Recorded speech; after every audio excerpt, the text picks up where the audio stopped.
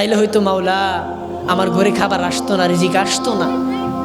এরকম যদি অস্বীকার করো মাওলার রিজিককে, তাহলে আল্লাহ তাআলা বলছেন ওয়ালা ইন কাফারতুম ইন্না আযাবি লাশাদীদ। তাহলে বান্দা তুমি এতটুকু মনে রাখিও যে আমি আল্লাহ তাআলার আযাবও কিন্তু কঠিন। আল্লাহ তাআলা পৃথিবীর জমিনের মধ্যে অসংখ্য অগণিত নিয়ামত দিয়েছে। তার মধ্যে সবচেয়ে বড় নিয়ামত আল্লাহ তাআলা আমাদেরকে খুব মহব্বত করে, খুব ভালোবেসে আমাদেরকে ঈমানি বদৌলত দিয়েছে। আমরা তো জানি না বা ঈমানের দাম কত, আমরা তো জানি না। আপনি একটু জিজ্ঞাসা করেন পয়গম্বর নূহ আলাইহিস সালামকে, পয়গম্বর ঈমানের দাম কতটুকু? নূহ পয়গম্বর তখন বলবে, মুহাম্মদের উম্মত শোনো, তোমরা জানো আমি আমার সন্তান কেনানের জন্য 960 বছর আমি তারে বুঝাইলাম বা ফাইনা ইসলামকে গ্রহণ করে নে, কালিমাকে গ্রহণ করে নে। আল্লাহ তাআলা বলেছেন ওয়াফাত তান্নুর, যখন চুলার তলদেশ থেকে পানি দিতে পারেন, চাইলে আযাবও দিতে পারেন, আপনারা তো কেউ বাধা দিবে না। তবে মাওলা আপনি তো এই ক্ষমতাও রাখেন আমার উম্মতদের মাফ করার। তবে মাওলা আমি হাবিবের দিকে তাকায় যদি আমার গুনাহগার উম্মতকে মাফ করে দিতেন।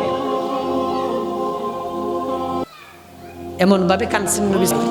একটা দিনও ফজর পড়ল না।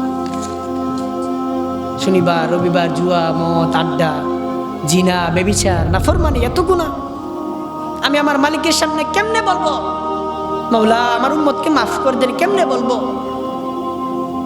আম্মা জান আয়েশা বলেন, আমি একদিন নবীজিকে দেখলাম, তিনি এশার নামাজের পরে দাঁড়াইছে একদম ফজরের আজান পর্যন্ত। তিনি শুধু একটা আয়াত বারবার পড়ছে আর কাঁদছে।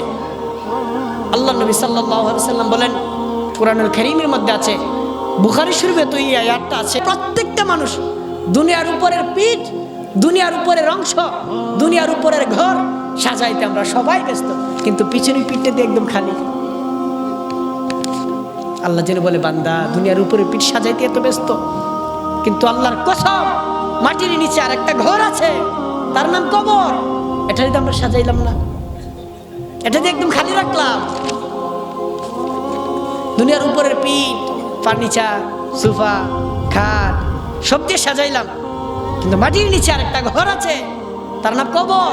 এটা যদি আমরা সাজাইলাম না কেউ, এটা দিয়ে একদম খালি। আল্লাহ তাআলা বলেন, আমি দুনিয়াকে সৃষ্টি করেছি, কুল কায়নাত আমি সৃষ্টি করেছি। আমি সৃষ্টি করে আমি বললাম ধোঁকা,